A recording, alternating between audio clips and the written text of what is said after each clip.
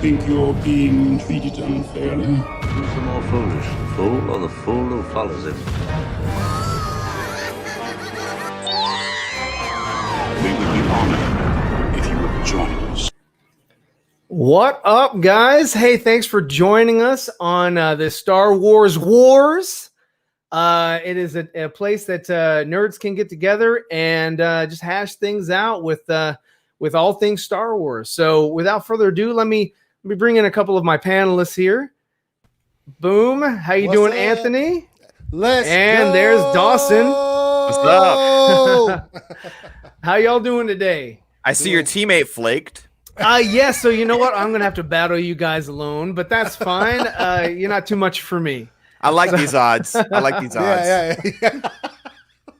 Definitely. So, hey, let's jump in the chat.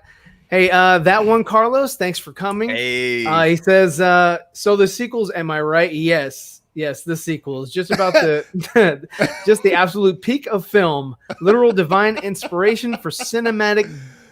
Is it diets? Deities. Deities? Deities. I couldn't agree with you more. Hey, smash that like button, guys. We're about to begin. I'm just waiting on my partner. I think he went out to get some pizza. He will be back. Let's see. What do we got? Bagdan's up here. Sequels are overhated. Last Jedi is thumbs down. No, you went the wrong way, Dawson. But the others were good. I mean, still, they're better than Phantom Menace and Attack of the Clones. Let's see. Dr. Fate, never seen Star Wars, and I never liked it. Well, you can't not like something that you never seen, so. I guess so. Give it a try. Yeah. It's they're fun movies. Cisco E Wars. Yes, we are all in today. If you had to watch Last Jedi for every time you watched either of the edition BVS, how often would you watch BVS? Still. Well, I guess that's for y'all because I don't own The Last Jedi, therefore I don't watch The Last Jedi.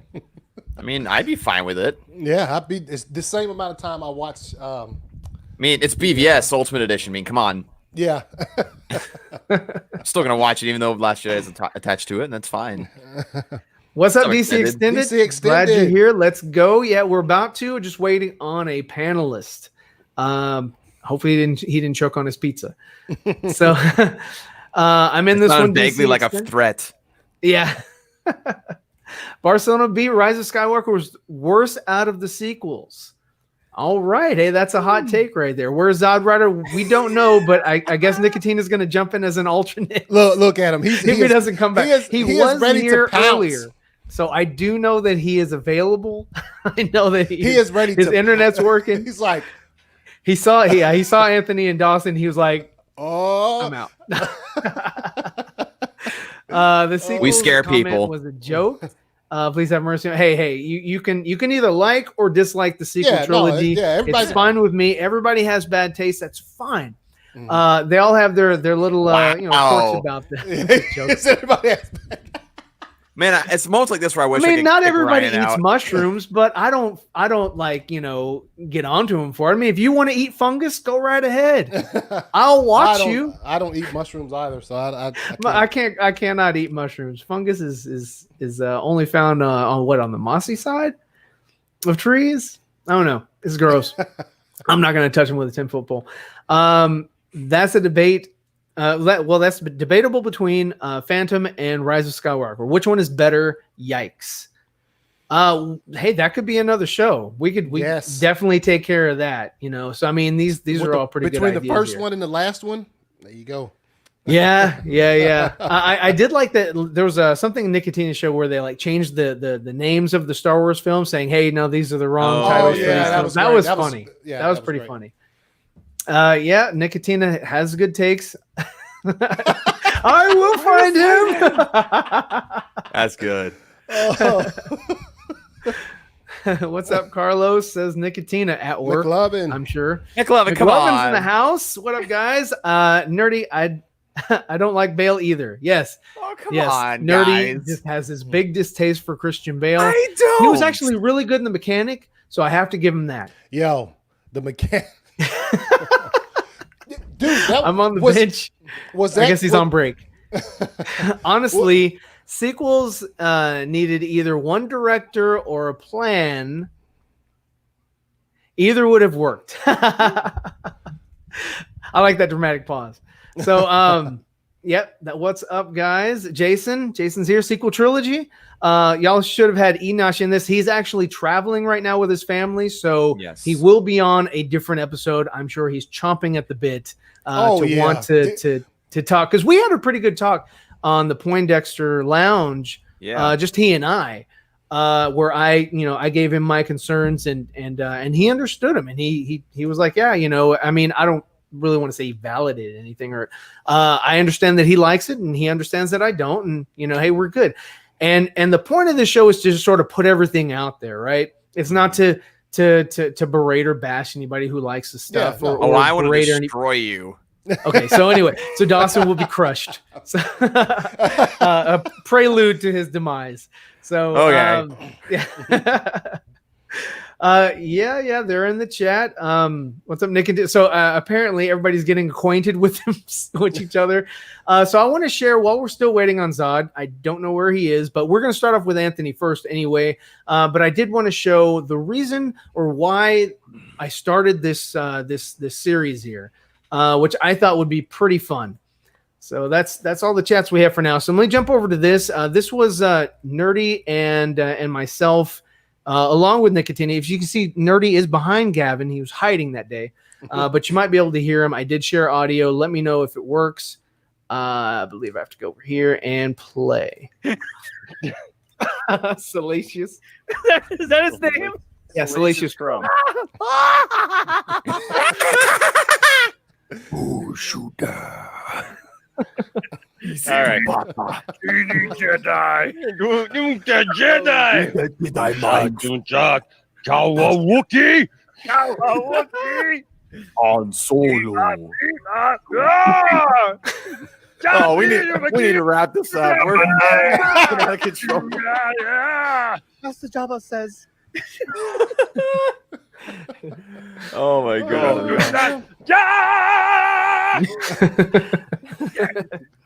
not a good version of that voice. He's holding a thermal detonator. Yoto. Yeah. Yoto. That's the weird sounds from Star Wars. Oh my gosh. It's like the droid who gets his feet like metal iron. Yeah.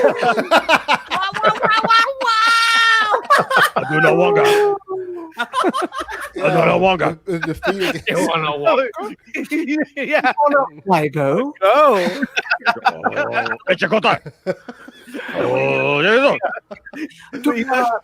When you did the music from Jabba's Palace, you're all. Oh, how rude. That was the worst part. I hated that. It's like, oh my gosh. what the hell am I watching? I know. Boba Fett's over there just like. It's like we're listening to the fourth line. Oh my goodness. I had a Boba Fett helmet. I don't even know where my Boba Fett helmet is anymore. I don't know. Oh man. Oh, that's crazy. But hey. So that went on for a little bit. Went on way too and that's long. That's not even as long as we actually were doing that for. If you want to watch it, go to Enosh's channel. It's on there. It was actually pretty funny. But it did reinvigorate a little bit for me. It was like why I actually liked Star Wars, and I kind of lost that after watching the sequel trilogy. I was like, these people really just don't care anymore about Star Wars, in my opinion. I was like, they were just, they bought the property, they had dates, they needed to hit those dates, they needed to make a certain amount of money so that they could recoup some of the cost from buying the franchise, and that sort of like was primary on the forefront. So in my opinion, creativity kind of took a back seat to corporate agenda and trying to make the bigwigs happy. So yeah, I know I lost a lot of fervor for Star Wars, but after talking to Dawson and Poindexter and also Nicotina, if if you can believe that. It did reinvigorate a little bit of why I love the franchise. So anyway, today we're going to be talking about the sequel trilogy. Was it good or did it suck? And so basically what we have is we have a divide. We have myself and Zod on one side, as you can see clearly, and then Anthony and Dawson are on the other, and they will be sort of and this isn't to sway anybody, because everybody coming in and everybody watching already has their predisposition, Right. as far as like they like it or they hate it or whatever it is, or it's meh. A lot of this is giving perspective, yes, on why we think the way we do. Yeah. That's basically. Yeah, so I completely agree, and I'm completely open to hearing it, and I hope everybody out there enjoys our perspective. So I have a timer. The timer's set at 10 minutes. So Anthony, without further ado, I'm going to go ahead and let you get started. And if you come up with anything where like you can't recall something or whatever, man, Dawson's right there, and if Dawson can't get it, I'll probably hopefully jump in to help us out, just in case we have a brain fart or whatever. So don't forget to smash that like button, and thanks everybody for watching. Button. And go right ahead, Anthony, take it away. Have you heard from Zod at all? I have not heard from Zod. He was here and he left. Hold on. Let me reset you. Let's because I don't. Well, if he's on the brink of coming back, like I don't want him to miss my I guess opening argument. He hasn't sent me anything in the private chat. I know that was his doorbell. That was his doorbell. That wasn't anybody else's doorbell. So somebody came. Oh yeah, it was his. Yeah, I think they took him. So I think somebody threw him in the back of their trunk, and they have now taken Zod. And now Liam Neeson is going after him. Yeah. I will find you. I will find you. And I will kill you. Oh man. Yeah. I have a certain set of skills. Specifically in radio broadcasting. But I don't think that's gonna affect Zod's take on it. So I think he'll I love Zod, but he is a stubborn one. He is stubborn. So without further ado, let's go ahead and I'll get the clock started for you, man. You go right ahead now. All right. I don't know that I'm gonna talk for 10 minutes because that's a long time. But first off, I want to come out with the outset, like, even though it's a discussion and I don't want to say opposing sides, but there are two sides. I think me and Dawson are on the same page as far as like, we enjoy and like the sequel trilogy. By no means do we think it's fire. Right. Because there are a lot of problems there, but there are reasons why I'm able to watch it. Look, I watched The Last Jedi like last week. So like I can watch the movies and enjoy them. And there's just tons of reasons why. But like, I guess when it was announced that George Lucas was going to sell Lucasfilm to Disney, I think me, just like a lot of Star Wars fans, were like, fucking splendid. We know Disney's greedy and there's going to be more movies, right? So when they announced they're going to try to get a movie out within 3 years. And I was like, hell yeah, some more Star Wars. But I kind of took pause to that once I found out that it was going to be still Skywalker and not something new. Because there's a lot of potential there for disaster when you're messing with a property. Because for me, the end of Return of the Jedi still gives me chills, and I am still very moved by that. Like Luke looking over, seeing fucking Obi-Wan, Yoda, Pops, Anakin over there, then he turns back around, there's hugs all around, big rousing, music, a big group shot at the end of it, and then that is the perfect ending to the Skywalker saga, in my personal opinion. So I am perfectly satisfied with that. By no means did I need somebody coming out and saying, oh, so this is what happens to Luke and Leia and all of these people after that. You know what I mean? So when they announced they were going to make more, and I was like, okay, this is... so that's already in my mind. I was going into The Force Awakens with kind of a different, in a different state of mind because, they're going back on some Skywalker stuff, which I was, like I just said, perfectly satisfied with them ending, and so I was, kind of cautious about them going back into that.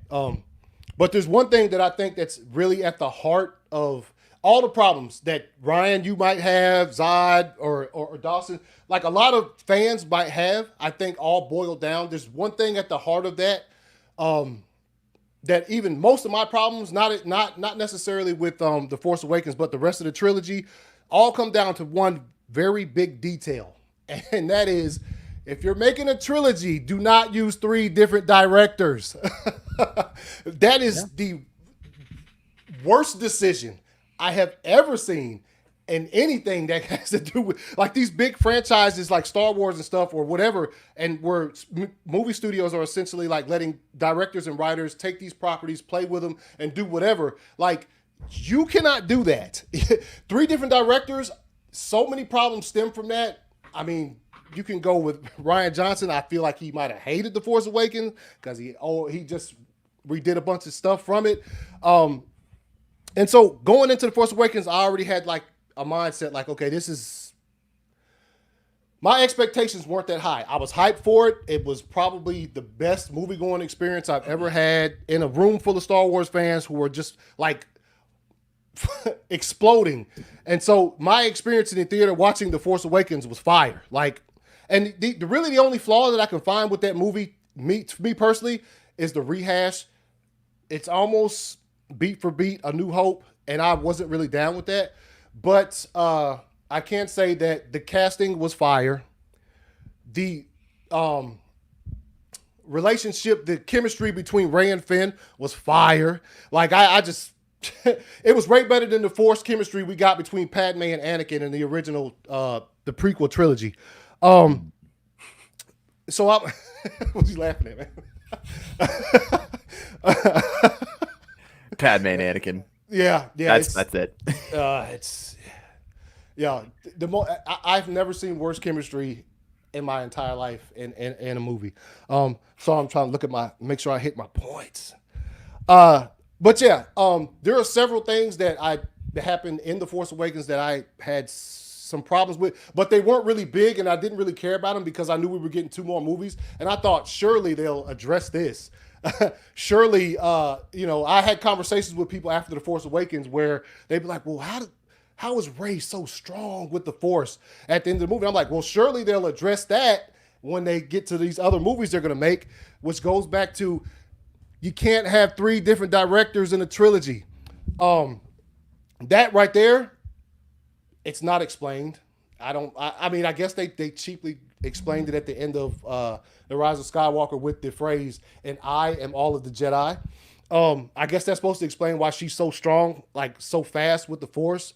So, which isn't explained. I thought that The Last Jedi did something, though. There's a lot of people who complained about The Force Awakens, in which they said The Force Awakens is too much like A New Hope, which I thought it was. So Rian Johnson came in and he took Star Wars and just turned it upside down on his head. I like that. I like that bold move. I like bold writing. He did, however, Luke Skywalker dying at the end, you can miss me with that. There's once again, though, the acting was pretty on point, though, in The Last Jedi. It was pretty good. There was a lot of nice sequences in The Last Jedi. I thought the story hardly moved at all. There was them escaping the planet and then them finding a new, I guess you could say, a new base where the First Order attacked them, which I thought was a cool sequence when Luke came and fended off Kylo Ren before, so that the Resistance can escape. I thought that was fire. I thought the new additions to the cast in the second one was fire. The Rose stuff. I know how you feel about Rose, Ryan. you wish they would have did something elsewhere. And by the way, Canto Bight missed me with that whole entire sequence. That's I don't know. It just for me it didn't bring the story along. But Rose, I felt that her sister sacrificed herself for the Resistance, and then when it showed her later on when she had the other piece to the medallion or whatever you want to call it, I didn't have a problem with that. I think when we're all done with this, I think what we're gonna find is that we probably all have similar problems with this trilogy, but like some of us have more of a problem with it than the others do, I guess, as far as being able to live with some of those decisions. So how much time do I got left? So I'm not even at 3 minutes. Is that how much I got left, or? Oh, okay. Yeah. Damn, I've been talking for a long time. So look, I'll just try to wrap this up before I get buzzed out of here.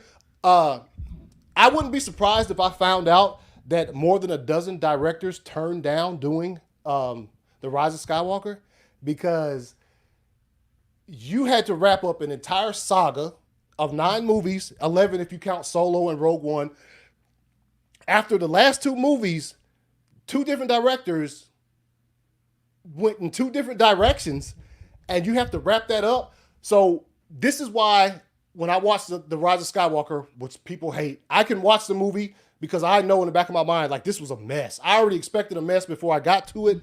I already expected, like, how the hell does J.J. Abrams wrap that up? I can't even believe they talked him into doing it. I would, if I was a director, I'd have turned that down quickly, because there's how do you wrap that up? There's it's impossible. So what he was able to do with it, I'm satisfied with that. You know, there's a lot of character decisions made, and, you know, Rey being a Skywalker at the end.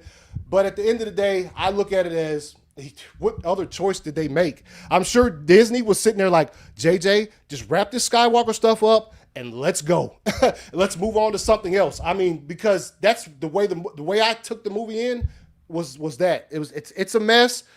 But I enjoyed it. I for what it was, I took it as, like, it's not. I wasn't expecting with this trilogy to go into it the way I would go into something like a Nolan film or something like that. Because once they made the decision to go back to Skywalker storyline with The Force Awakens, I was already like, okay, so this is it's not going to be on the level of the OG trilogy. Mm-hmm. And before I dip out, I got 50 seconds left. I will say this. If you walked into this prequel trilogy, if you walked into The Force Awakens, if you walked into the movie theater and you were still holding on to the OG trilogy, you were already done before the lights even went dim. Because you just can't do that. Not with something new, not with obviously, you know, we know how Disney likes to make money. And like you were saying earlier, Ryan, like, they probably said these few things had to be in there. We got to bring back the original cast or we're not going to make any money or whatever. So that's my brief spiel on the prequel trilogy. I can watch those. If I do a Star Wars marathon, I won't leave those movies out. But yeah, full of flaws though. Full of flaws. Yeah. Okay, man. Hey, 10 seconds left, man. You talk for you earned that drink. I'm you earned parched. that drink. Yeah, I understand dry mouthedness, and I can empathize. Oh, I made it. So, I didn't think, awesome. dude, I thought I wasn't going to talk for like 5, awesome. maybe 4 minutes. Oh, that's funny. Wait. Okay. All right, cool. Why is it still going off? Stupid thing. All right, get out He of here. wasn't ready. Right. There we go. Okay, yeah. I was like, where the hell is the ding? Anyway, all right. So still no Zod. I sent him a message. I don't know what happened to that guy. So what are your initial thoughts, Dawson, of Anthony's diagnosis or his interpretation of the sequel trilogy? Does that match up very closely with you, or do you have a different take entirely? I agree with Anthony that the sequel trilogy is no piece of gold. It's no gold nugget or anything like that. And I also agree with him that it's not this dumpster fire that everybody says it. It's not great, but it's not this thing that ruins this iconic franchise that has been around for decades.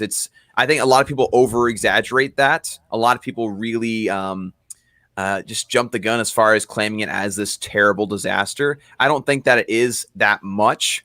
I mean, yes, again, like Anthony said, there's problems, and I totally agree. But the whole whenever somebody says the sequel trilogy is dumpster fire and there's nothing good about it, that to me is very much an over-exaggeration of the flaws of those movies. So I agree with him on that stance. Yeah. Okay. Well, man, hey, I appreciate you giving your take on the sequel trilogy, and that if you're gonna watch Star Wars, you're gonna include the sequels as part of canon. I'm sure that Zod has his shirt. You know, The Last Jedi is not canon. I don't know if he's wearing that today or not.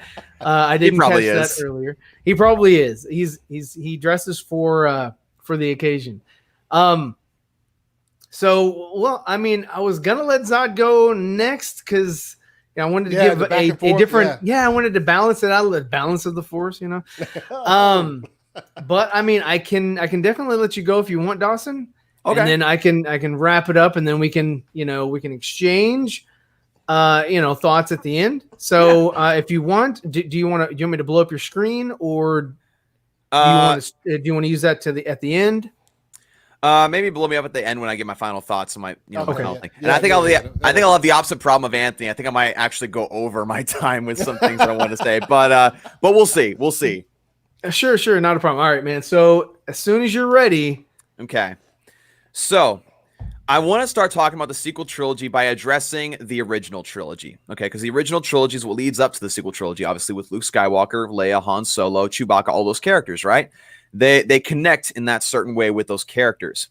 And people tend to look back at the original trilogy through rose-colored glasses. They tend to think of the original trilogy as this piece of amazing cinema. I mean, it's great. It's iconic. I love Star Wars. I grew up with Star Wars. I grew up with the originals and the prequels, and I've always loved it. But I think people over-exaggerate how good those movies are.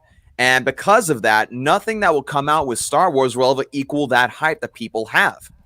And one thing that I think I want to address is Luke Skywalker in the original trilogy. Now, I love Luke Skywalker just as much as the next person. He's one of my heroes growing up. He's an amazing fictional character. But now this might be a hot take. Luke Skywalker is an overrated character, in my opinion. He is overrated, and I'll explain why. He does have a hero's journey in the original trilogy. He goes from being this poor farm boy to a Jedi Knight who overcomes the Empire, and that's great. But the thing is, in the original trilogy, he really doesn't ever have a setback or a failing that results in some consequences. Like, he has that fight against Darth Vader where he loses his hand, right? But none of his friends get lost. He ends up getting a replacement hand that's just as good. So really, he doesn't lose anything. So that one setback that he has, he doesn't have to have any, what's the word I'm looking for again? Repercussions or anything that comes of it that affects him badly. But he does get that in the sequel trilogy. He has that Jedi Temple with his nephew, and he has that moment of weakness where he thinks he can stop the darkness that's in Kylo by killing him, and he has to stop it, and he has that moment of failure. And that moment of failure actually has repercussions with Kylo Ren turning to the dark side, going to the First Order, and becoming basically the Dark Lord of the universe. So he finally has, after years and years of being Luke Skywalker Jedi Master, he finally has a failure that there's repercussions to. And he doesn't know how to handle that. And that's why I justified in my mind why Luke Skywalker would go to Ahch-To, I think is the planet in The Last Jedi. Why he would go there, go in exile, just like his Master Yoda did. And speaking of Luke Skywalker and Master Yoda, people talk about Rey Skywalker as being this Mary Sue where nothing ever comes hard to her, which is true. A lot of things come easy, and she develops into a very powerful Jedi very fast, and I don't argue with that. But in a way, so does Luke Skywalker. Luke Skywalker, if you look at the time that passes by between The Empire Strikes Back and Return of the Jedi, if you look at, depending on the timeline you look at, but the majority of people agree that it's 1 year, roughly 1 year between Empire Strikes Back and Return of the Jedi. 1 year where Luke Skywalker is on Dagobah training with Yoda and becoming this Jedi Knight.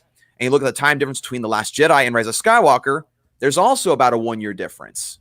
So between those two different movies, you have the same period of time going past. And also people say like Rey is like way overpowered, but people forget that people have a different level of sensitivity to the Force. Some people are more Force sensitive than others. So you can make the argument that Rey is more Force sensitive than Luke Skywalker, hence the reason why she's able to progress in the Force that much faster than Luke Skywalker was. Because Luke Skywalker technically wasn't the chosen one. Anakin was. And so that's why he was as powerful as he was. Luke Skywalker was powerful, but he wasn't the chosen one. And Rey is, of course, a Force sensitive, and she obviously had a different level of power. And I think they had it. Of course, Luke had a little bit more time training. So you can kind of make that argument, absolutely. But Luke and Rey's training time doesn't differ by that much, at least in my opinion. And I want to pull up a video. I have a screen shared that someone made. And it's basically if the original movies were made when the internet was around. Or what does it say? If the internet was around during the original Star Wars trilogy. Now, to preface this video is a parody. Right, this video, what it is, it's a mock of what people say about the sequel trilogy right now. So keep that in mind when you watch this clip here really fast. So go ahead and play it, Ryan.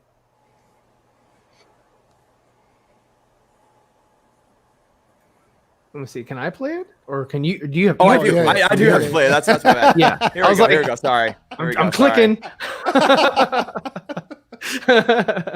So can you guys hear it? Yeah, I can hear it. Okay, so I could hear let it. me get this straight. Luke becomes a super powerful Force user just after a day or two of training with Yoda. Oh, okay. You expect me to believe this? Hey, there's no sound in space. Hello? Why do we hear spaceships and lasers and explosions? Space is a vacuum. Duh. Okay. Luke, a farm boy from a small town on a nothing planet, is able to pilot an X-Wing with no training, but be super effective in the dogfight and use magic to drop torpedoes into a little space station hole. Oh, neat. So in Star Wars, spaceships can fly at light speed, but they're able to jump from star system to star system in no time. The closest neighboring star to our star, the sun, is Alpha Centauri A, and that is 4.3 light years away from us. So traveling to that star from here at light speed would take 4.3 years. And I'm assuming the Star Wars galaxy is just about the same as ours. A lot of stars, pretty far from one another. Cool, Star Wars, cool. Do you expect us to forget about astronomy and astrophysics for the sake of having fun in a movie? Get real. So now bad guys can shoot Force lightning out of their fingertips? Stop adding stuff to the Force. You're ruining my Star Wars. So that's just a simple sample of that kind of video. And that, again, that's a parody of what people do nowadays to the sequel trilogy. People really like to overanalyze, whereas back when the original trilogy came out, that wasn't a thing. People simply like took it in. Like, for example, when Emperor Palpatine emitted Force lightning in The Return of the Jedi, we had never seen that before in Star Wars. That was never hinted at. We didn't know anything about that. But Emperor Palpatine did that, and people accepted it because, wow, it's another ability that the Force has. That's really, really cool. But all of a sudden, when Luke Skywalker Force projects in The Last Jedi, all of a sudden we complain that we've never seen that before. Why didn't they do this in this situation? And it's the same simple concept. And so, again, I don't think the sequel trilogy is this gold nugget by any stretch of the imagination. It's definitely not. There's definitely some bad writing. Like, for example, the whole Canto Bite thing that Anthony alluded to. That part I can live without. That's basically a Harry Potter segment that's put into a Star Wars film. And I get that. I totally understand. But I think that, again, we do overemphasize the quality of the original trilogy. And that in turn makes it so that we look so much down on the sequel trilogy, if that makes sense. And there's a couple things like, kind of like what that video is talking about. There's some really nitpicky things that a lot of people try to bash on the sequel trilogy about. Like, for example, the bombers in The Last Jedi, right? How they drop bombs onto the Dreadnought, right? And a lot of people, kind of how the guy in the video was saying, how space, there's no gravity to pull it down. But at the same time, in A New Hope, we have Luke Skywalker shooting a torpedo in an exhaust port that does a complete 90-degree angle shift down into it. Now, I haven't really looked into theories about how it actually works, but like, I'm sure a 90-degree angle turn by a missile is very improbable. And we never see that ever again in a Star Wars movie, at least that I've seen. We never see anything like that. And so people kind of ignore that just because it's A New Hope. It's the first Star Wars movie, and you just kind of accept that. And so I think what we need to do is we need to understand that if we're going to look at the sequel trilogy in a very analytical way, an over-analytical way, we must do a fair justice to the original trilogy. And kind of like what Anthony said, when I watch the Star Wars saga, I'm going to include the sequel trilogy because it's a continuation of the story. It's like a book. You can have a really good book that has some chapters that you really don't like, some boring chapters that you don't like, that you think, you know, just kind of deter away from the story. But overall, the book is very, very fun. And I think a lot of people, basically my argument is this: people overreact when it comes to sequel trilogy.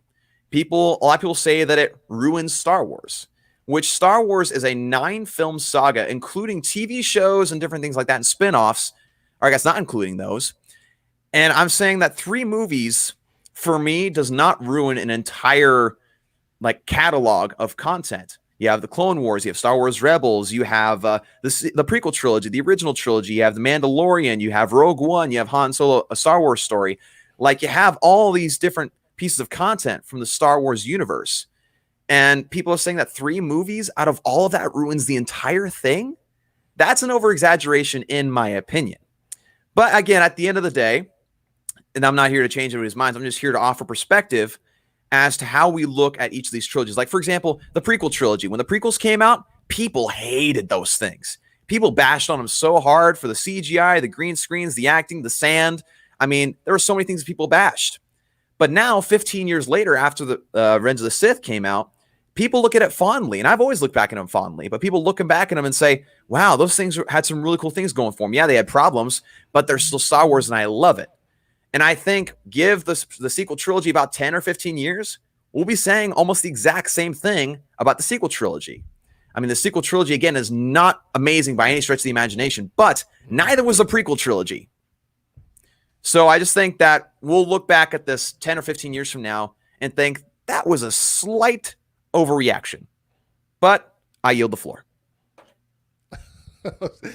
Dude, Dawson went to the last second. And done. Done? How do you? Okay, yeah. And Okay, cue done. Get out of here. the inability to stop the clock. Technology. Well, with that, so I guess from what you heard, what are your thoughts, Zod, or what are your thoughts, Anthony, from Dawson's insight on the sequel trilogy? But I mean, he made some great points. The overreaction thing is real. When he went back, he analyzed some of Luke's stuff. And I hadn't even thought about it necessarily in that way. But yeah, I thought it was pretty fire. There's an overreaction. Like I said when I was on there, like if you watch these movies, you're still holding on to episodes 4, 5, and 6. Man, you already hate these movies before they even come out. Hi, Zod. And Zod has joined the guys. stream. It's good to see you. It's so great to be here and listening to what you said, Dawson. Again, you have a tendency to put things so eloquently and so, in such a great perspective that you make people want to understand your perspective. And I appreciate that so much. Listening to what you said, and I especially liked how you said you're not trying to change anybody's mind. Mm-hmm. Because, I mean, try as I might, I can't see any scenario where in 20 years people are going to be, people that hate this sequel trilogy, myself included, are going to be looking back on it and saying, wow, that was pretty much misunderstood. I don't think so. But that's just me. I don't know. Like, I mean, I wish that I could share your sentiment, because I don't go into any Star Wars movie or trilogy wanting it to fail or wanting to hate it. In fact, I think that's one of the main reasons why there's so much overreaction, as you guys have pointed out, because people have such high expectations for Star Wars. Mm-hmm. You expect something grandiose, and even you admitted in your defense of it that it wasn't really great by any stretch of the imagination, and that's part of the problem. Yeah. Part of the problem is there's nothing great to stand on. You have to have something great. You can look at the original trilogy and see something great overall. You can find something great.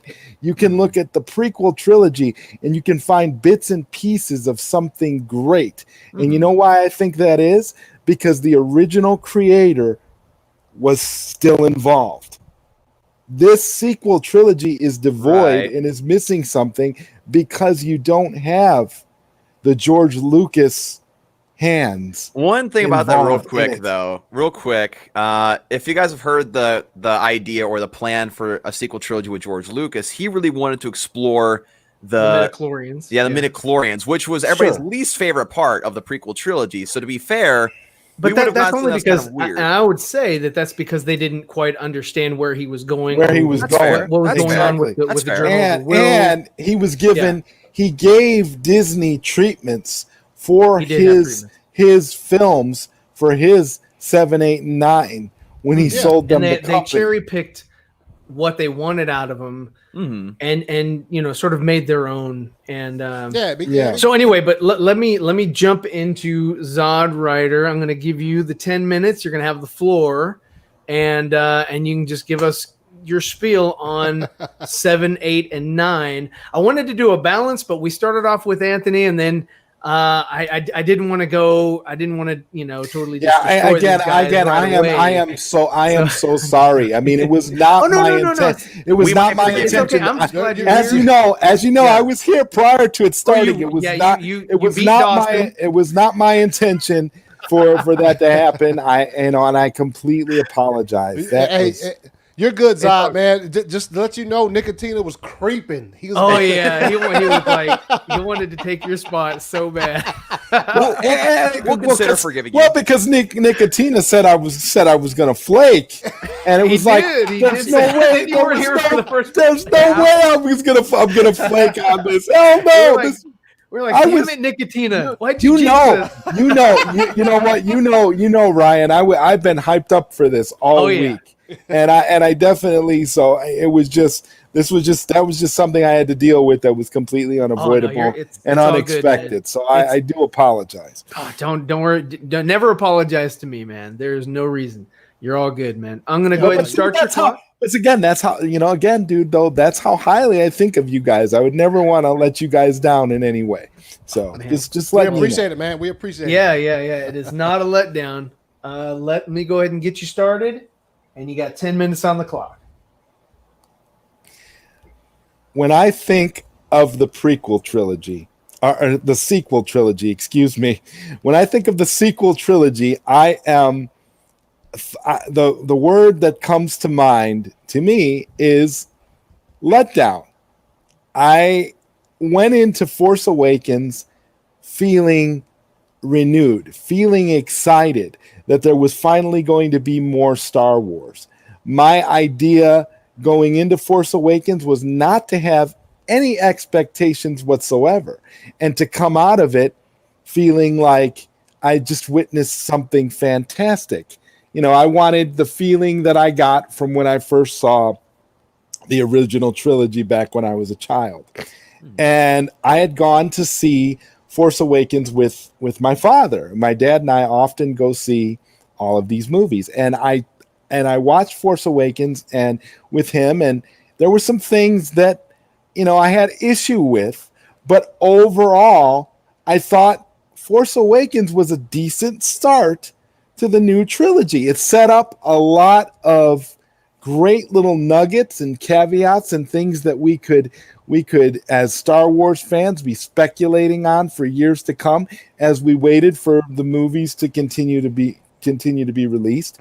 And then my younger nephew, who I believe he was about 11 or 12 at the time, wanted to go see it. And I'm like, great, we'll go together and we'll see this together, because I said I went with Grandpa and I liked it and he liked it. So we'll go see it together. I think you're going to love it. So we went and watched it together, and he enjoyed it. He thought it was really good. And so overall, I came away from the Force Awakens feeling happy that it was going to be the start of something great.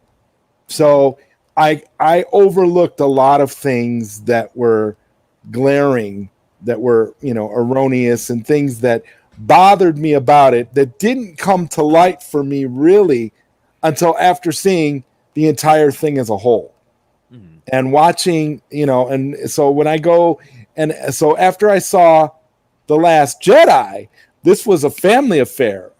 I was so excited. I feel almost similar to how ZEEVERFETT was when he did his YouTube channel and he was doing all the speculating about, the second movie, and was like, oh God, this is going to be great. And everybody had their theories. Listen, I had my dad and my nephew. The three of us went together. It was a family thing. We'd also gone to see Rogue One together, but Rogue One isn't included in this. But we went and all three of us watched this.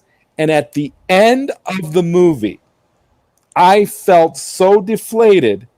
I remember saying actually, I got to backtrack a little bit. I remember saying within the first 15 minutes of the movie, when Poe Dameron was trolling General Hux over the comm, and he was doing that stupid like thing about is this General Hux, like The mama joke. that kind of stuff. I remember looking at my nephew and kind of whispering a little bit, and I might have said it out loud. I was like, "This sucks," and he said to me, "Calm down. It's just started," and then as the jokes and bad humor continued throughout the movie, my dad whispered across, because my nephew was sitting between me and my father, and my dad whispered across. He's like, "Are we watching Spaceballs?" And I nearly died, because that's exactly the vibe that I had throughout the rest of the movie. I mean, literally seeing Luke Skywalker as like a dirty old curmudgeon squeezing, basically molesting an animal for green milk and drinking it he looked like a dirty old pervert in that movie. And I had no empathy for him whatsoever throughout that movie, because I kind of look at him like the way Mark Hamill himself refers to him, which is Jake Skywalker.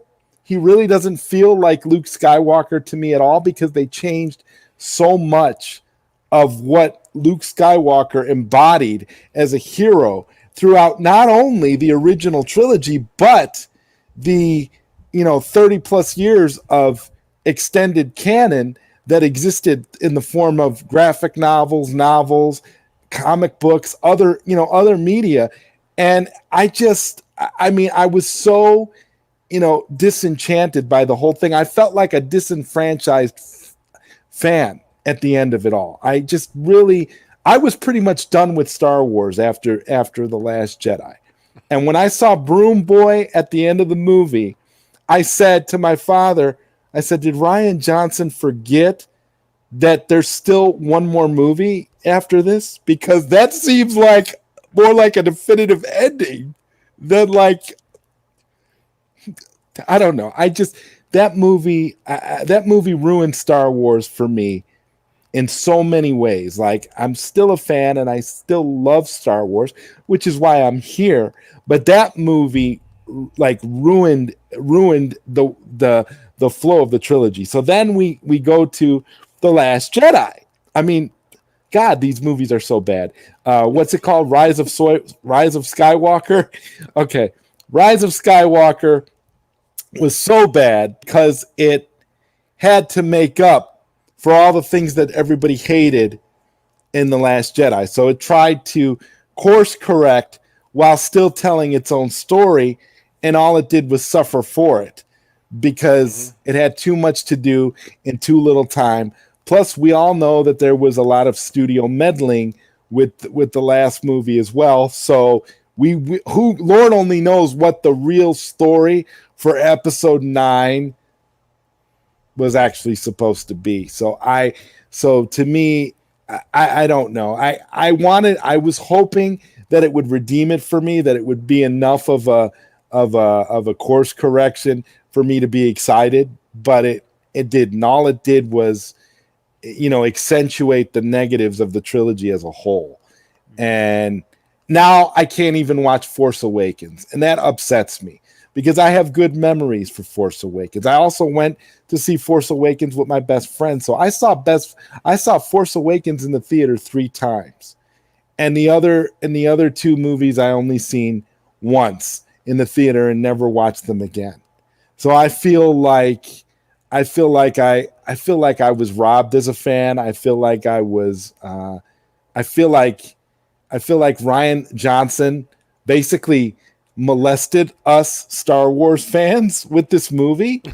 And I just don't know how we're ever going to be able to recover from it. I really don't. I felt like I needed to go to a support group after it was all over with. And that's why I love that, Ryan, that you wanted to do this, because I feel almost a sense of weight being lifted. like an alcoholic Right. coming to terms with what the situation is. That's how this feels. Like I really feel like, hello, my name is Joseph and I'm a Last Jedi survivor. I mean, it's just, that's why I can never look at it in the way that Dawson said, where in 15 years from now, we're going to be looking back at it and we're going to think that it was an overreaction. I don't believe it was an overreaction. I think it was a justified overreaction, because when you take characters that are so beloved and you treat them so poorly just for the sake of subverting expectations, you really have no argument. Like Rian Johnson, the director of The Last Jedi, has gone on record as to saying he wasn't even a Star Wars fan. So what? I don't understand what the purpose of him directing the movie was, other than to inject identity politics and force some bizarre views and ideas onto these characters that should not have existed. And I don't know. Overall, I feel like, for me, I'm just going to pretend that those movies never happened. I'm gonna watch. I'll watch everything up to that. So there we go. All right, man, you did it. Came in right and, up to the minute. yeah, right up to the minute. You and Dawson. You Well, guys- I rambled a little, but it was just because I had so much I wanted to say, and I was just trying to. No, I'm glad you got it off your chest. Initial thoughts, Anthony and Dawson. Well, for me, most of his problems come from you can't have 3 different directors on a trilogy. Like, you just can't do it.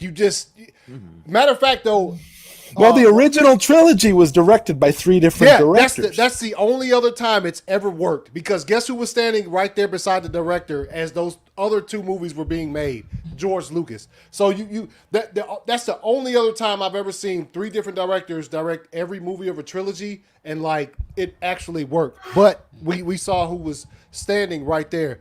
This one, and what I've heard you talk about, Ryan, too, with this trilogy before, is I think if Rian Johnson had directed the entire thing, it would have had nothing to do with Skywalker at all, and it would have been something. It might have been fire, because I don't think he liked the direction they went with the Force Awakens, so he made the changes he thought necessary to make, whatever that means. But yeah, I think if they would have had one director, I think it still would have been flawless. But it wouldn't have been flawless, but there would have been a little bit more cohesiveness than what we got. Yeah. I mean, they might as well have given have let J.J. Abrams do the whole thing, but he didn't want to do the whole thing. He didn't want. He didn't. And that he was didn't the want whole to come back point. and do Rise He of didn't want to come Skywalker. back and do the He didn't wanna last one. To be honest, he didn't want to do Episode 7. He turned it down, and they He were turned like, it down twice. Yeah. He turned it down twice, and they kept coming back to him. And he kept saying, "Look, I'm a Star Wars fan. I don't want to do this because That's if too much I weight. do this, and I always say, no one nerd should have that much power. Star Wars, Star Trek, it's unbelievable. There is no way. I mean, JJ knew this. JJ has since said in interviews. I saw him in a sit-down interview where they were interviewing him and Chris Terrio, the writer for Rise of Skywalker, and he came right out and said, if you hate this movie, you're probably right. He said that. So for J.J. Abrams to say that, it's just like, well, yeah, he gets it. He understands because he's a fan too. But he had the pressure of having to direct this movie and these movies, and that's the issue. Like if I was a fan like that, I would not want to go anywhere near it because I feel like you'd be too close to it. Yeah. Like I was okay with JJ doing Star Trek, because he wasn't really a great star. He wasn't really a big Star Trek fan, so he could give it a different approach and put his I think stamp what on he it. did with Star Trek was he kind of made it like Star Wars. Star Wars, he kind a of little tried bit to, more right. He made it more of a homage. action-oriented. Yeah, he made it more of a homage to Star Wars than actual Star Trek, which to Star Trek fans is blasphemy. But ultimately, you know, he got it out there and tried to make something interesting out of it. But It was fire. Yeah. I just don't understand. I just don't understand how, you know, for Star Wars, it's like he was the only guy that Disney could go to. There are no other talented directors out there who could have handled Star Wars. Really? I just don't get it. I don't understand I don't understand the allure of this Spielberg guy. Jr. And they were Yeah, like, we got to come get on. Spielberg Jr. in here. Yeah. I mean, hell, Ron Howard probably would have did a better job directing these. Well, these he already sequel did. It films. was called Willow. Dawson, you have something? And it was Willow. Yeah, so my initial reaction specifically towards The Last Jedi, I understand a lot of people's complaints, and I understand your complaints, Zod. But I remember I went and saw the movie with my parents, my younger brother, who, along with me, is a huge Star Wars fan. And he's actually a big fan of The Last Jedi, which I don't necessarily side with him completely on that. But I remember sitting with my dad. My dad's seen every single Star Wars movie. I mean, along with probably you guys too. He's seen every single Star Wars movie in theaters, every single one, and he's loved his experience. And what's interesting is actually he made a post on Facebook yesterday talking about his favorite movies, and actually the prequel trilogy on his list are last. He has the original trilogy, the sequel trilogy, then the prequel trilogy, which shocked me. Mm-hmm. Like, honestly, it just blew me away.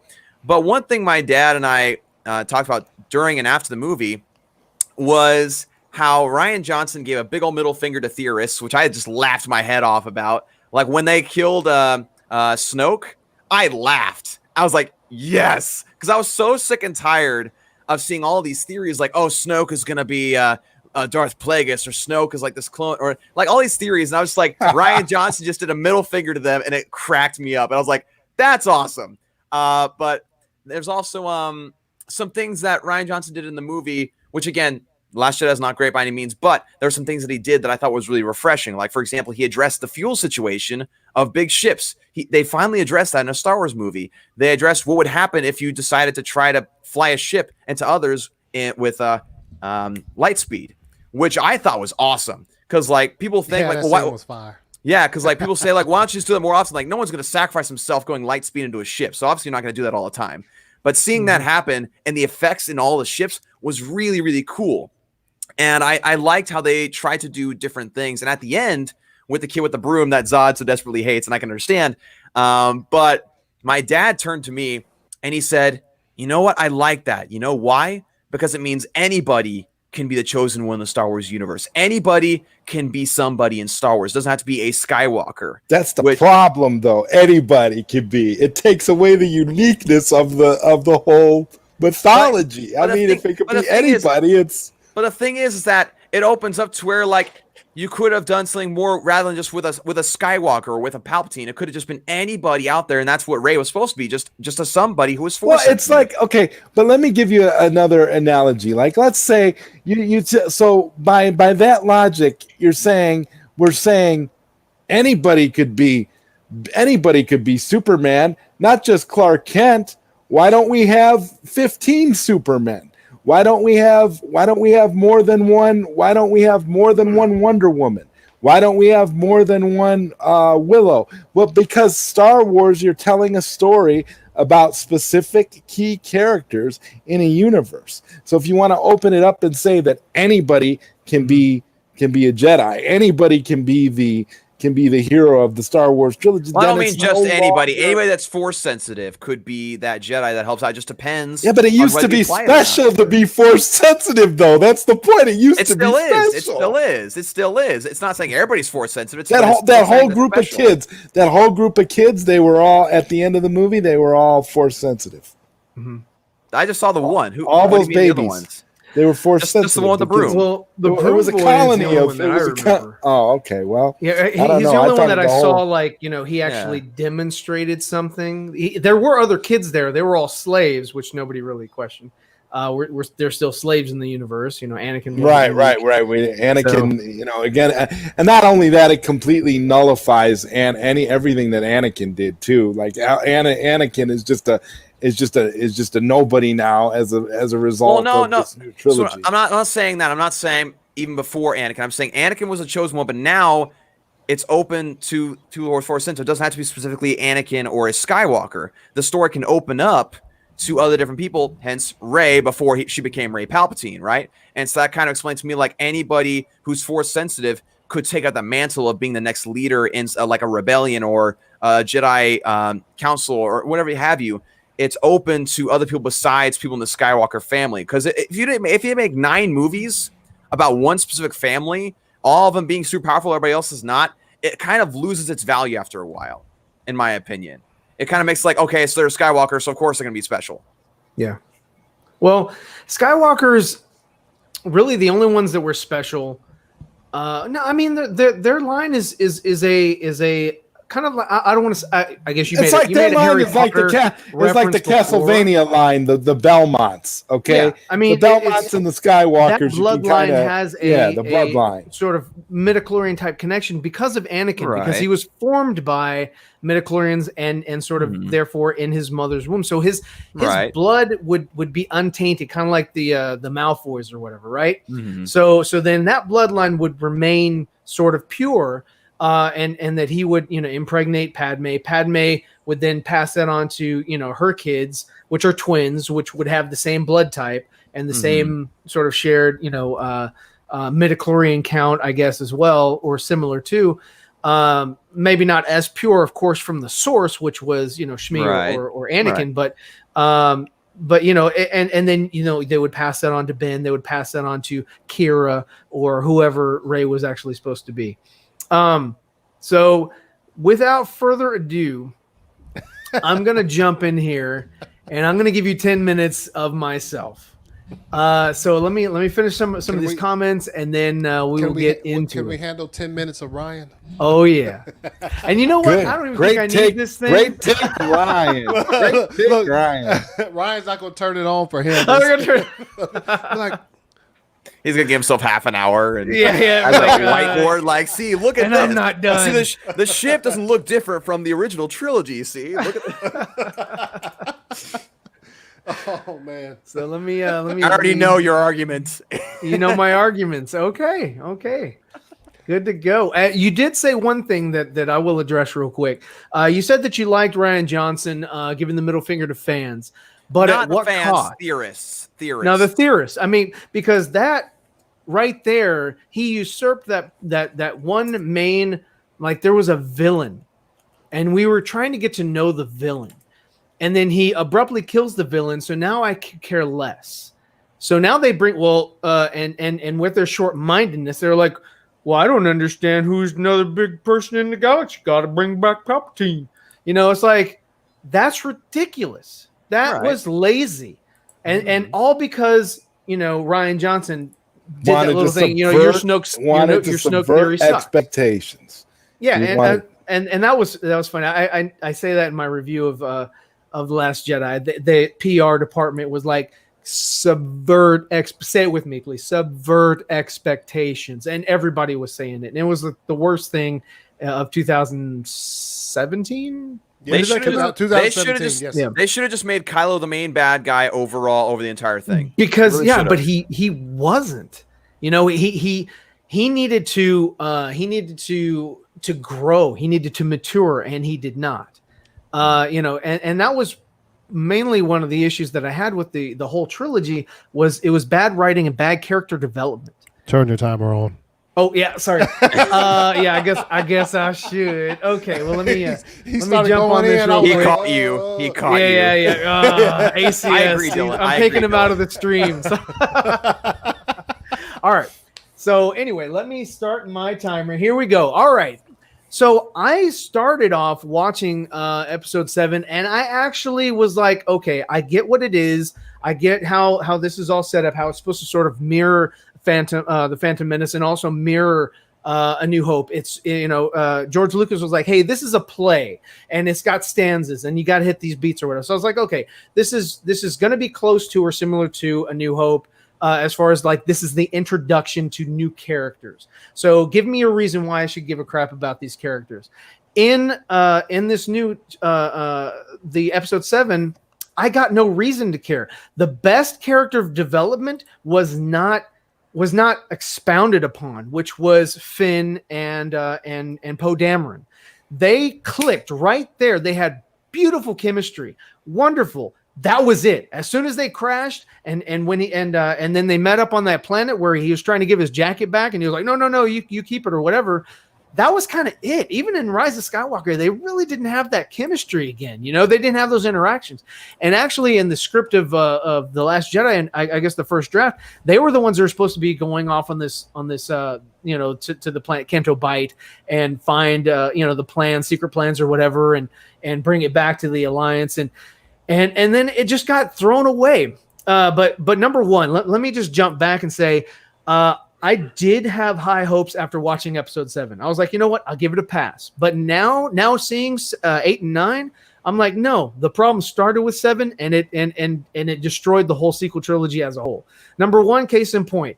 I'm going to bring this up real quick. Boom. Which TIE fighter is this? Is that from the sequel trilogy or from the original trilogy? Well, I'll give you a hint. It's from the original trilogy. All right. Well, what about this one here? That one looks like the same as this. I don't really see that much of a difference here. I think that's from the sequel trilogy, right? Okay. So number one, that just goes to show me that these guys, all they did, look, check this out. All they did was invert the colors. They inverted the colors. Here it is. Here's that one. That's all they did. That is lazy. That doesn't show me any sort of growth, progression. I give a damn about, drawing. They had Doug Chiang. Doug Chiang did the prequels. And he was I met the guy. He's a fantastic artist, beautiful person. And what did they do? They said, let's go back to Ralph McQuarrie because we need to rely on nostalgia. That's a horrible idea.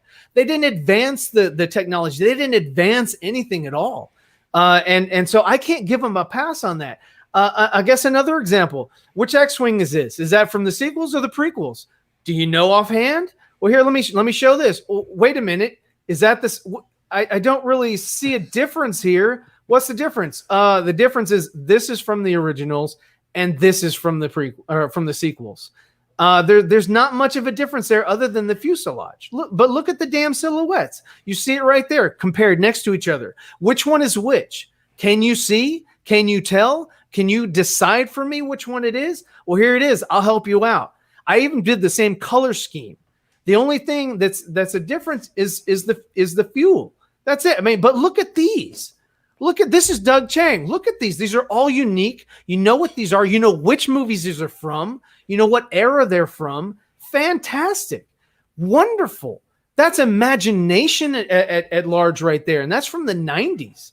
And so here we are. See, the problem I have is that Disney bought this stuff and they said, you know what? We need to bank on this as soon as possible.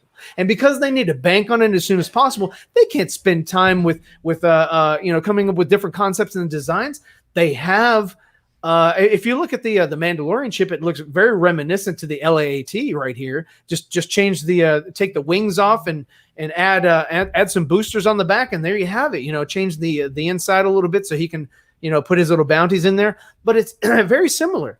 So another thing is you've got this right here. The problem that I had right here was that the characters that they started with were just rehashes of the original trilogy character. Right here, Poe Dameron. Who is he? He's a mesh of Luke Skywalker because he's a fantastic pilot, and Han Solo because he has that swagger, right? That's all he is. Not really much there. What about Finn? Well, Finn, same way. He's got the optimism of Luke Skywalker, and he's got the tactical know-how of Princess Leia. Well, look at Rey. Who is she? Well, she's damn sure looks like Padme to me.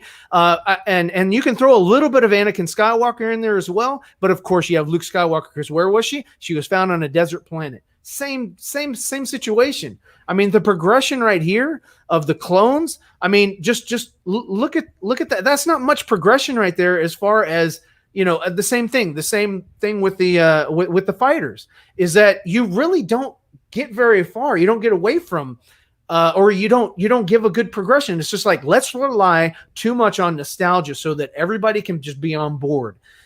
We know that people hated the prequels. They jumped all over George for bringing in Jar Jar Binks.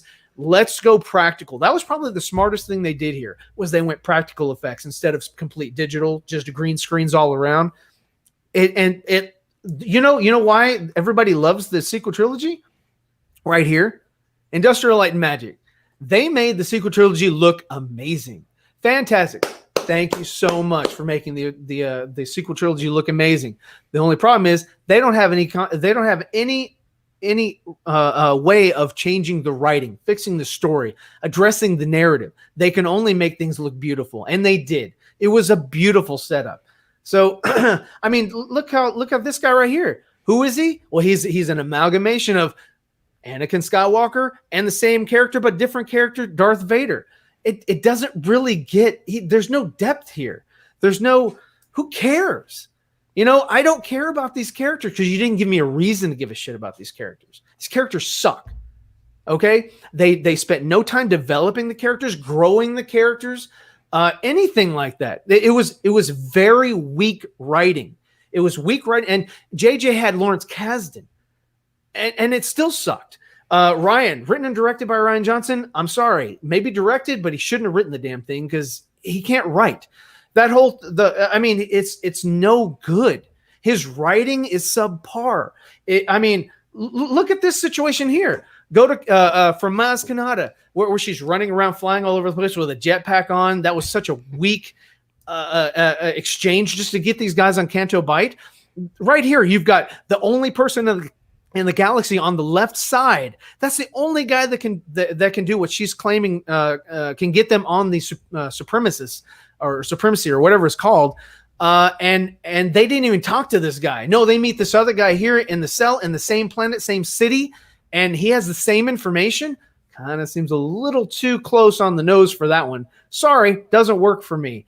And there's so many plot flaws here. I mean, hell, JJ had Chris Terrio working on him, and Chris Terrio was like, "Well, everything's open up for interpretation because your guess is as good as mine." I mean, I'm sorry, he's a great writer, phenomenal writer, but look at what they did. It was no good. You have JJ, who's a good director, not a great director, a good director, and you have Chris Terrio, who's a great writer, but they came up with a narrative that was lazy. I mean, you've got a MacGuffin that can only be seen on one spot of the planet, and you have to put it at the right height, right location on this planet to point it or to lay it in front of the Death Star. There's Death Star wreckage on that planet, and that's how you find out where the MacGuffin is, the little device, the wayfinder that they need to get to this special planet that apparently everybody can get to, and it's so perilous to fly through there. The light speed skipping. Okay, so maybe some of you heard from that, but I mean, if you saw Star Wars, then you know that as soon as Luke Skywalker saw the Millennium Falcon, he said, "What a hunk of junk!" And right there, that was back in 1977. Let's just go with the time period of today. Then you jump to 2017, 30 years in the future, and Rey is saying, "Oh no, not that ship. That's garbage." And then the other ship blows up. Let's take the garbage. So even in there, she said, this thing hasn't been flown in years. So then from there, you jump into Rise of Skywalker, and now it can do light speed skipping. That's so lazy. Again, the only people who made light speed skipping worth a flip is ILM, because it was a very beautiful sequence. It was neat, but it was stupid. So because again, in 1977, Han Solo told Luke Skywalker, "Hey, you can't mess with the light speed. You're going to run into a supernova, and that'll end your trip really quickly. You can't use that logic and destroy it later on."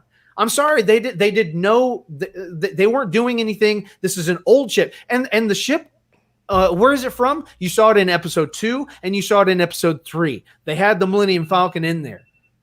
That's my time. I was not done. I still have a lot. I know you weren't done. I'm glad the title. You were just getting started. I have to comment right now and say I agree with every single one of your points. I mean, for real, it just was like, wow, okay, light bulbs going off.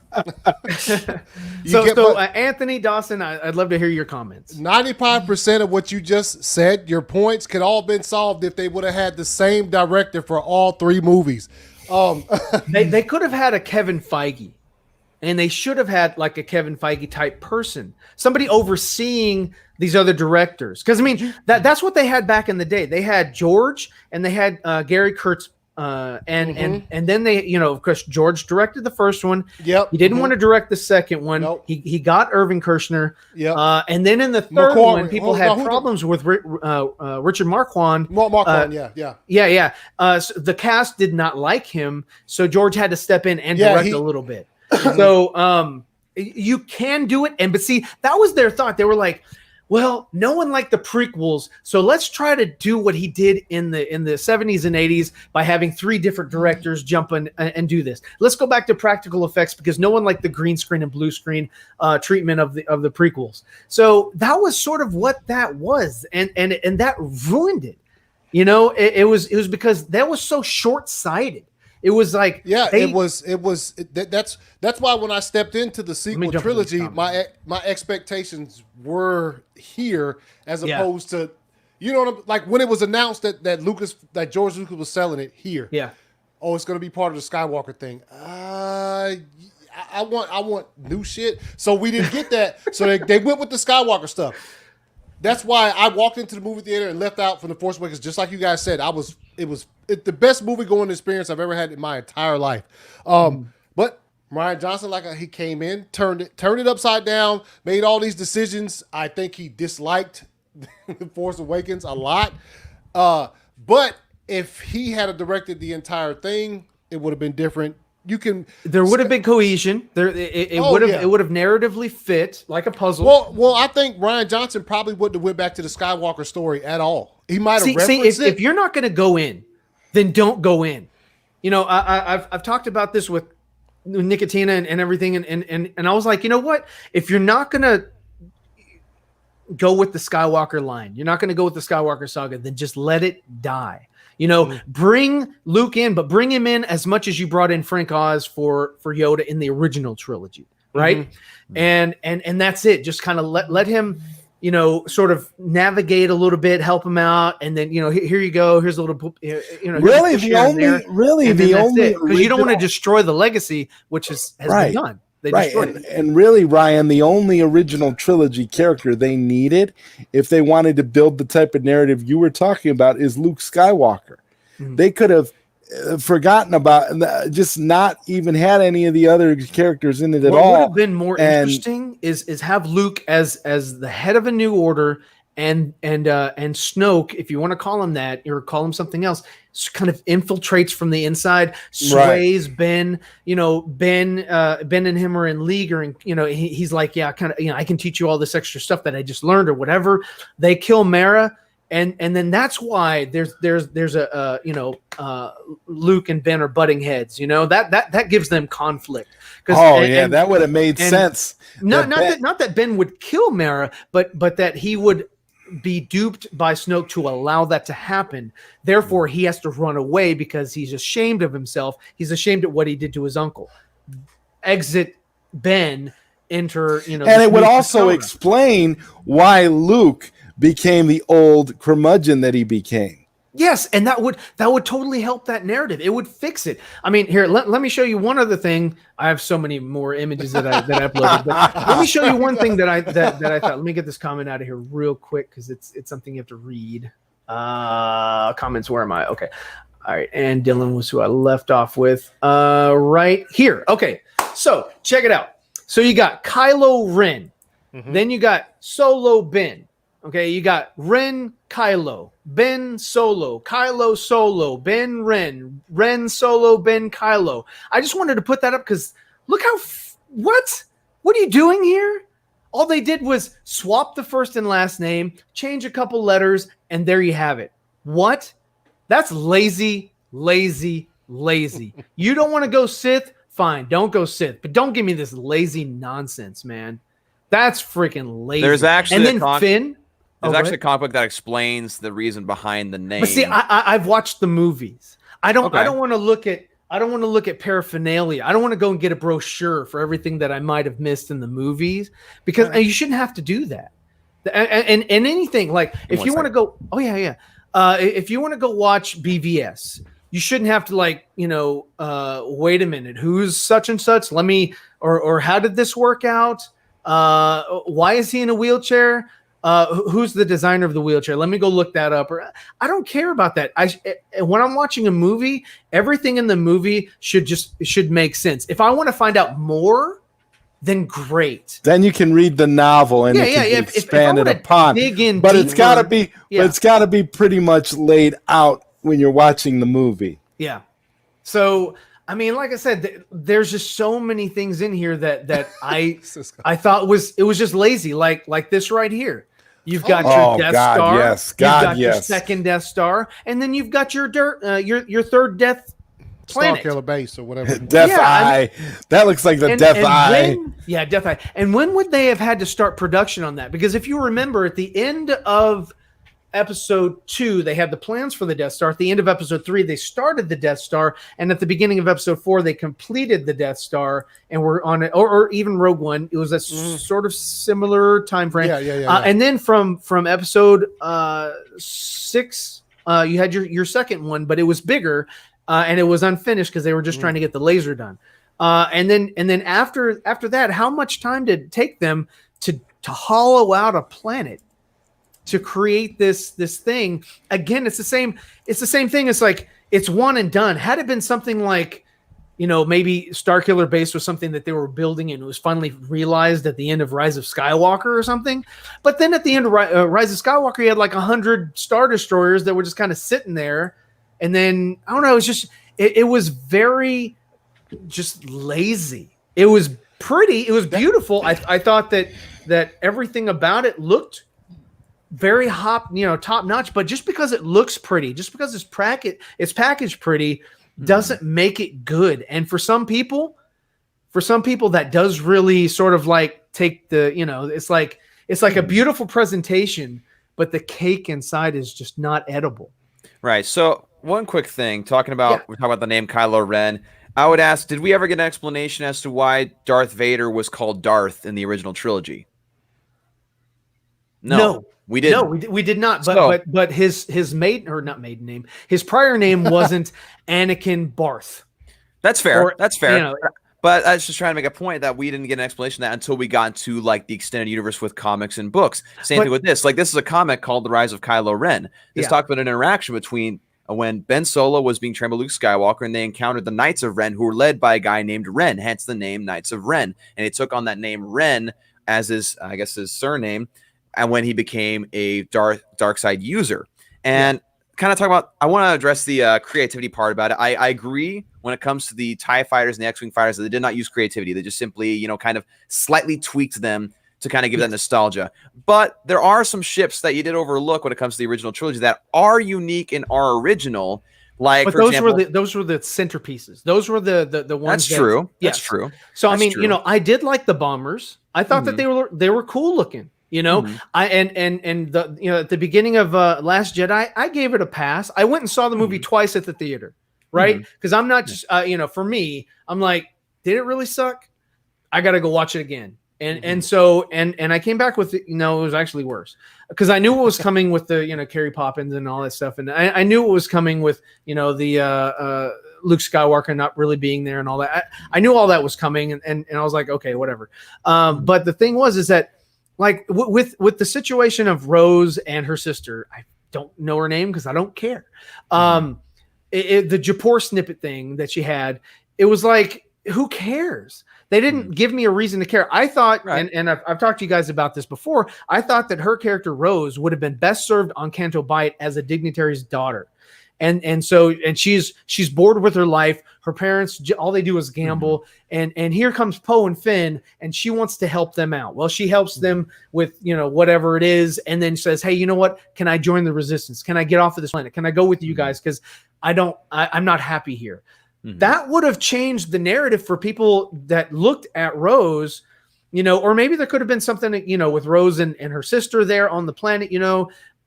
Her character wasn't really needed, but I thought that would have given her a little bit more weight and would have allowed people to care about her character more.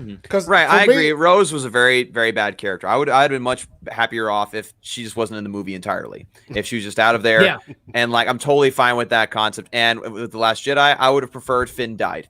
I preferred he sacrificed himself at the end. Yes, I thought he was going to. I was like, yeah, that would have subverted expectations. Yeah. Why didn't that happen? I would have preferred that. It would have. But the Rose thing, I don't need it explained to me. From what I saw on the screen, the way her sister went out sacrificing herself, and then when she was holding the thing, I don't need no more than that for me to understand there was a connection there, and why Rose was upset when we first meet her. Now, as far as what you said, Rose not even being in it, could have did with that too.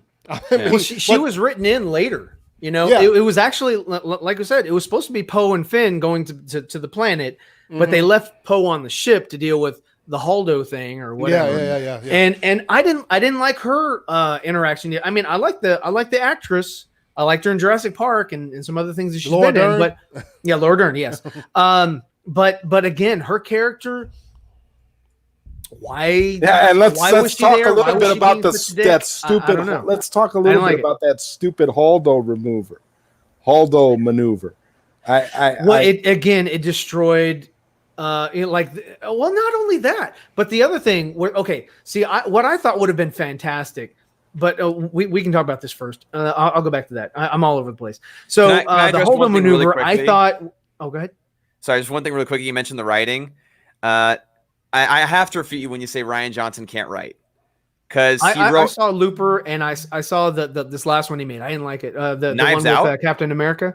Yeah, Knives Out. You don't like Knives Out? Knives Out was fine. The writing in that was fantastic. It coming. The old lady seeing both of them come down the same exact place on the house. The lady dying in the or they got killed in the abandoned washateria. That was a stupid scene. Ryan doesn't like anything, you guys. No, it's not that I don't. Hey, there's a lot of stuff that I do like. I like that movie that came out with Tom Hanks. We were talking about the other day was where he was, I forgot the name of the movie again, The Greyhound. That was a good movie. I watched a movie that Max recommended that I didn't think I would like, My Spy, with Dave Bautista and that little girl. I thought it was going to be a lot like The Game Plan. That's a good movie. I had no desire to see that. I had zero desire. I didn't really have a desire to see it either, but I did. I just kind of watched. I watched it with, and it was a good movie. It wasn't horrible. I mean, it wasn't like something. That, oh my God, it's a must see, but it was definitely, it was enjoyable. It was decent for sure. Yeah. So there are movies that I do like, and there are things, that come out that do appeal to me. But there are a lot of things that I do criticize because I'm like, I see what happens and I see what they did. And I've seen behind the curtain. I mean, once you see behind the curtain, once you found out who's playing the great and powerful Oz, it's like you can't go back and wear those glasses of innocence anymore. So you start seeing things for what they really truly are, and then you start critiquing from that perspective, from that point of view. Everything is greatly dependent on your point of view, Dawson. It definitely is. Absolutely, I completely agree. And one thing that I will talk about real quick is you talk about the cohesiveness of having one person overseeing everything. And even with George Lucas overseeing the original and prequel trilogies, there was still a lack of cohesiveness. Like, for example, The Return of the Jedi, Leia talks about knowing and talking with her mother. But then Revenge of the Sith comes around. She didn't say anything about talking. Well, she remembers her mother being sad. She remembers feelings and images. Yeah, but that's a rationale we've come up with since The Revenge of the Sith. That's her. That's the line.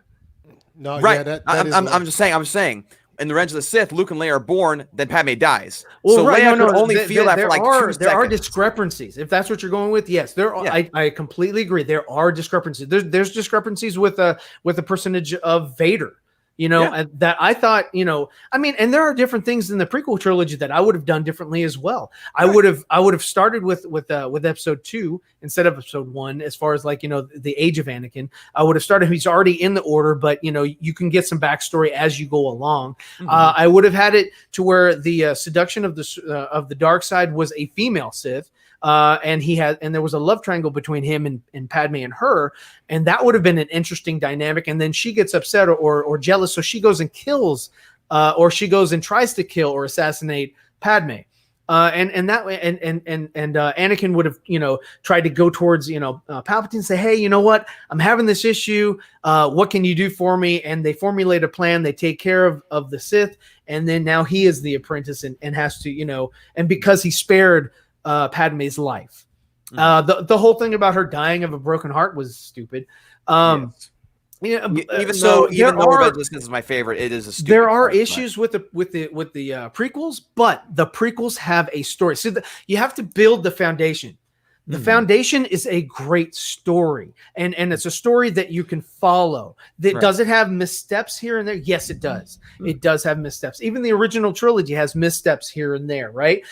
Because George wanted to do something. He had somebody like Gary Kurtz that he had to not fight, but that had a different perspective, and they had to come to terms. And that's why when he let him go, and Rick McCallum came in and he brought his Yes Men crew.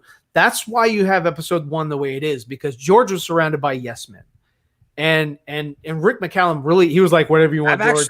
I've actually grown to be very fond of episode 1. Like I remember when I first would see it growing up, and I was like, oh, this is boring. But over the years, I do like episode 1. It's come up. I like episode 1. I like all the prequels. Not the very top, but like it's up there for me. I do. I think that episode 3 is my favorite.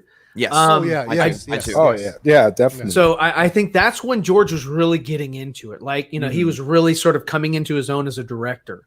I would have loved to have just had them throw away the episode 1, 2, 3, 4, 5, 6, whatever. Just throw that crap out the window and continue the story. Continue with making these, with growing this new generation of Star Wars movies, because George was just kind of getting into it.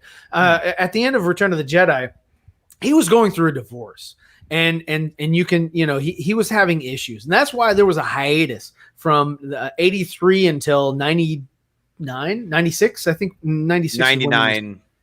Well, 99 is when the movie came out, but 96 when they started working, doing pre-production stuff and all that. So that's a big chunk of, that's what, 12 years, 13 years of not, doing anything with Star Wars and not really doing any other movies. He wasn't directing, so he was kind of getting his feet wet with episode 1. There was a lot of issues with episode 1 that I have, but it's a story that you can still follow. I mean, there's a lot of goofy crap out there, like young Anakin. Young Anakin, and Jar Jar. Yeah. It's just, which I found out today. My wife actually likes Jar Jar. And I don't know. Well, there are people out there that do. See, I thought that Jar Jar's species would have been better had it been, a different language. Yeah, and it wasn't like so goofy. Right. I know that you guys ever see the movie Fanboys when Seth Rogen has the big tattoo of Jar Jar Binks on his back? Yeah, I have. No. Like I've seen the movie, but we don't like the Naboo. They think their brains so big. Well, what made making the prequel trilogy, what made that easy was that we knew the end game. We knew it started. We didn't know who was safe, and we knew that there was going to be a final confrontation between Obi-Wan and Anakin. And Obi-Wan and Anakin's fight. Okay, here's another thing. Fire. It was literally and okay, compared to Rey and Ben's fight, water. I mean, it wasn't on par, and you've got you've got of course it's hard. It's hard to top 2 Jedi Masters fighting each other on a lava planet. They were not Jedi Masters. Obi-Wan probably was Jedi Master. Well, hell, even Luke wasn't a Jedi Knight. Obi-Wan was the council after was given rank of Master. Obi-Wan was a Master. Obi-Wan was a Master. Yeah. Oh yeah, he was. No, you're right. You're right. He was on the council. Anakin was the uh, only one who'd been on the council, not been given Anakin- the rank of master. Yeah. yeah, he was not given the rank of master. Yeah. But But he basically- should have been given the rank of master. Oh, basically, yeah. basically, two Jedi Masters fighting on a lava planet with fire surrounding them. It's hard to top that with any other fight scene, if we're being quite honest. Especially with the emotion tied No, I'm to sure it. you could. I mean, I'm sure you could go with to any stunt coordinator. Like you could even bring back Nick Gillard and say, give me something on par with these characters, something similar but different. Well, And can I'm you sure match that it he with could the have. fighting and the emotion? That's hard because Anakin and Obi-Wan, that's like a brother relationship. Well, the along problem, with the the, choreography. well, see, the problem with that was that they didn't go with a better Rey. Like you like the whole Rey that is. I would have preferred Kira. I would have preferred that it was either Ben is the older brother, or that Ben is her cousin, or that Ben and they couldn't be twins because they're too much in different age discrepancy. But it would have been something a little bit better between them. See, what I would have thought was that going back to Ben, helping Snoke to kill Luke, but they kill Mara. So Ben, as a teenager, takes Rey or Kira off to this planet Jakku, drops her off, and leaves her because she's safe here. She's not with me. I can't be here either. I'm not safe because Snoke knows where I am or has a connection with me because of the Force or whatever. I'm not strong enough to cut myself off from it, whatever. So that would have been better. And that would have and I would have understood why he cared so much about the girl, like what girl, in episode 7. But I mean, it was missteps here and there because they were like, we don't really need the treatments that were given to us, and we don't really need the EU. We've got our own EU and ours is so much better. What? Oh, it's Exactly. not? Oh, okay. So we got movies, but nobody really gives a crap about them. It's just bad. It's just all around bad, dude. I mean, like I said, it looks amazing. The droids look great. BB-8 is the best they actually thing taught about us with the these sequels movies. for me, as Right. far as aesthetics. Ryan, they taught us with these movies how it's possible, literally, to polish a turd. They succeeded. I mean, it's unbelievable. It's dead on the inside because it doesn't have substance. It doesn't have that. And look, that's what I was talking about. Like magic. When it was announced that it was gonna go back to the Skywalker stuff, I was like, you're not bridging out creatively. That's why my bar dropped so low for it. Yeah. That's probably, like I said at the beginning, when this thing is all over with this discussion, it's going to be that we all have the same issues. They just don't bother us the same kind of way. Because I walked in with expectations like, if they're going back to the Skywalker stuff, which, like I said earlier, ended perfectly for me at the end of Return of the Jedi, if they're going back to that, then it's automatically going to be half the people who watch it aren't going to like it. And half the people who watch it are, because it's Return of the Jedi ended too perfectly for me to just be like, I do want to know what happened to Luke after. But the thing is that, okay, what new can you take away from the story of the sequel trilogy? It ended in episode 6. Why do you need to re-end it the same way? Killing Palpatine. I've got my little, one trick Palpy video on my site. Yes, great video. It's the same damn thing. That shows a lack of creativity. I will say this about the whole Palpatine thing. I agree they should not have brought him back. I agree. But what I do appreciate, is that they simply just had him in the world. What's he got in his hand right there? They just it's his doll, which is that's his Snoke doll right there. Yeah, but what I do appreciate about episode 9 with Darth Sidious, even though they had him in there, was the fact that they announced he was there. Like, there was no weird explanation like, oh crap, he's just here. We felt the same way as the characters did in the story. Like, holy crap, the Emperor's back. Like, what the heck happened? And we're left wondering the same thing too. I mean, it wasn't done great by any means, but I appreciated how they introduced the same way. Didn't he announce his return to the universe on Fortnite? What? I don't remember. I remember there was some sort of tie-in with the Rise of Skywalker where the Emperor announces his return, prior to the movie in Fortnite. So if you were playing don't know. Fortnite, you got the introduction. They did some kind of a tie-in, which made no sense, but I don't. The first when I first learned that he was coming back was at the Star Wars celebration when the first trailer and he laughed. Oh, at the yeah. end. That's when Yeah. I first was like, wait a minute, what? This dude's coming. But yeah, no, I would have brought him. don't want this stunted slime in my sight again. Deal with it immediately. Hey, look, man, look. Like I said earlier, look, you're like I can envision Disney, J.J. Abrams, Kathleen Kennedy, all these people scrambling around like we just need to end this Skywalker thing because the last movie got a lot of backlash. What can we do to end it? Any kind of way we can end it, and that's what we got. So my bar was really low before I saw that one. And then when they did that, Darth Vader said, You have failed me for the last time.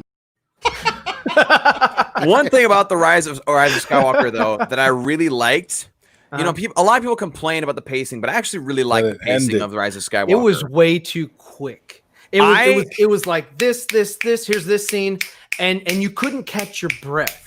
I don't think you were meant to catch your breath. I think they were just they threw everything at you, and in that movie, it was like they were making check boxes. They were like, okay, we got this, we got this, we got that. It was fetch quests, yeah, absolutely, like in a video game. But I did like how it was nonstop. Like it was always like you were always in the edge of your seat. Like what's gonna happen next? What's gonna happen next? There was never a moment where it's just like, okay, there's nothing happening here. Like I appreciated. I believe they should have slowed it down when they thought they killed Chewbacca. I thought that would have been nice to slow it down there and let that gestate. I thought that I will was say, horrible about killing him in that ship or whatever, but they didn't kill him because isn't she connected with the Force and like uber powerful?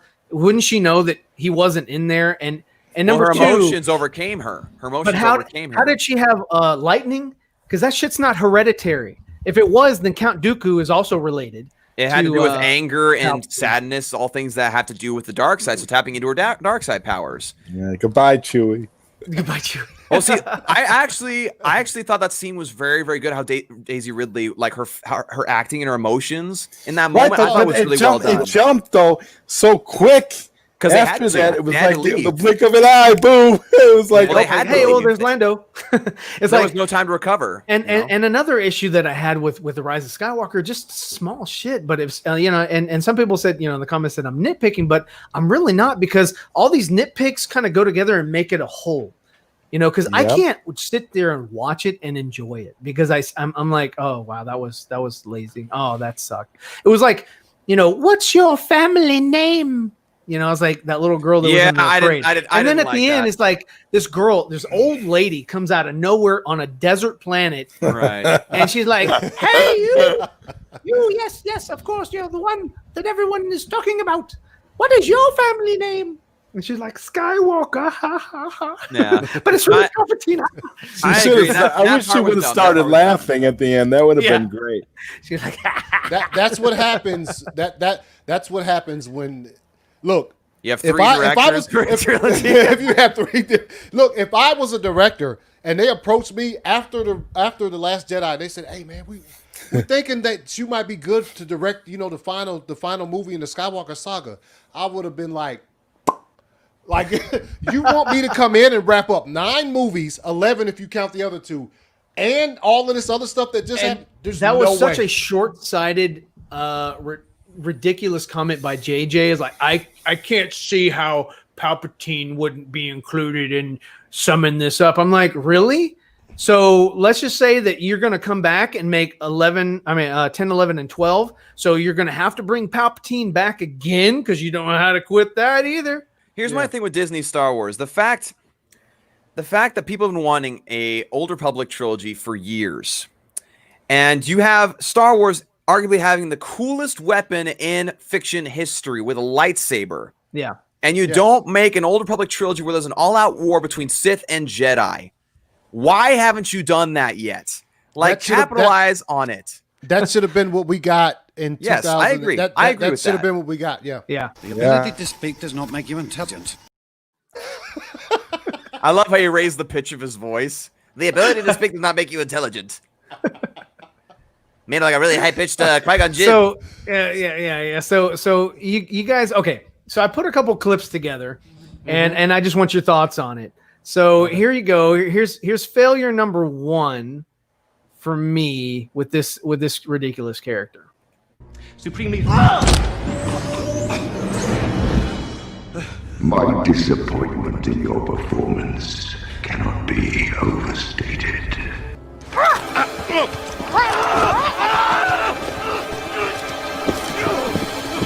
Who do you think you're talking to? You presume to command my army. We have no ruler. Long live the Supreme Leader. Supreme Leader, don't get distracted. Our goal... Right away, sir. I don't care if you win. I need Kylo Ren to lose. Thoughts? I'm fine with that. What? Look, hey, I liked him in The Force Awakens. Straight wasted in the other I two liked him movies. in Harry Potter. I mean, I thought it was. I was fine with his arc. He was I fine with his arc. a pointless character. He was a pointless character, man. If He, they had and he was more off-putting than Rose. He didn't fit. He wasn't. He was ridiculous. He was the trilogy's Jar Jar. Nah. Yeah, essentially. No. He was a joke. No. He was a joke. They made Ryan Johnson. Supremely. Supremely. I disagree. Hold He's on. this trilogy's Jar Jar Binks. Let me. He is Okay. not good. Well, Just like Poindexter Lounge says, Hux does serve a purpose. He is a conduit through where you can see Kylo Ren dive deeper into darkness, and he takes it out on him. Hux ends up, and and to say he's this trilogy's Jar Jar Binks. I mean, think about the character you're talking about here, Jar Jar Binks, the most pointless character in cinematic history, the dumbest. Well, no, character. Jar Jar Binks was supposed to become a Sith. So Yes, but he didn't. He didn't. And you're I'm sorry. You're also talking about Jar Jar, who is the most dumb and idiotic character in the Clone Wars show, who gets everybody in trouble and gets people killed. You're comparing him to Hux. I'm sorry, that comparison does not equal to me. No. They did not make him into. I mean, they made him into like one of those. God, what is a sideshow phony. What is the show called? That's like, just and they're like running. Benny Hill. Benny Hill. There you go. They made him into a but Benny Hill character. But he didn't. Just goofy. Did not need to be there. He didn't start off like that though. In the Force Awakens, he did not start off like that. But guess what happened? They had 3 different directors, and so Ryan Johnson came in and turned him into whatever you want to call him. But in the Force Awakens, Spaceballs. Yes, yeah, it was that was so like. In the third one, I think it was just too much they were trying to do to close out the entire saga that they just didn't have time for them. But you have to address them though. Back on Jar Jar, the only thing of consequence that Jar Jar ever did was give power to the Supreme Chancellor, and that could have been any other character. That could have been any other character. George was trying. Jar to Jar was the key to the entire thing. He was trying to gain sympathy for Jar Jar because that was his most beloved creation. He thought that people would just take to him and love him. And Rick McCallum here were like, yeah, that's going to be the secret language that the kids are going to be talking in over the summer. And it wasn't. It was the worst thing ever. But again, to compare him to Hux is a big disservice to Hux and every other character. Hux is ridiculous. Hux is redonkulous. So let me show you another clip, and I want your take on this. You were always scum. Rebel scum. You were always scum. Rebel scum.